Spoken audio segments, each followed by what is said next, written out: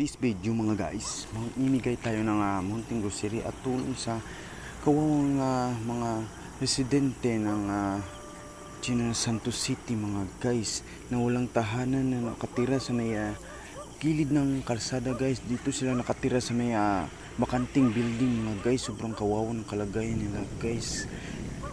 Yun, kaya binigyan ko sila ng kunting tulong na rin guys. Sana makatulong yung ating binigay mga guys. Babalikan ko yan sila guys, dahil bibigyan ko sila ng damit guys. Ayun, at saka kumot. Sobrang kawawa ng kalagayan nila guys.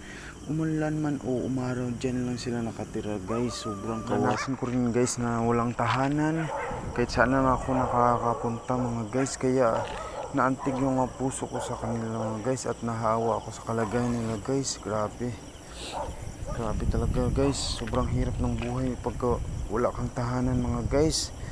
Grabe, sana makatulong yung ating binigay mga guys. Ayun, pupuntahan natin sila mga guys, dahil ibibigay natin itong munting grocery guys, at tulong para sa kanila mga guys.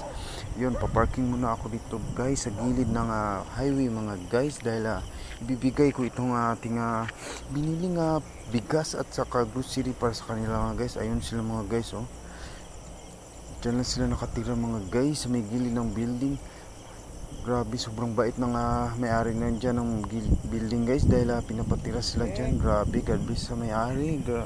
Ayun guys, nangangalakal sila guys. Ayun, ito yung ating bibigay guys, pagkain sa kabigas. Ayun, sana makatulong ito sa kanila mga guys. Ayun, at may kapira yata si kuya mga guys. Sobrang kawawa ng kalagayan niya guys. Ang gandang ng ngiti ni kuya guys at ni ate sa ating binigay na munting grocery mga guys. Mag-iingat kayo mga palagi, ate at kuya at nanay. Babalikan ko kayo at bibigyan ko kayo ng damit at saka kumot na rin. Ayun, paalis na si Rosmi Sinas TV. Maraming salamat sa inyo.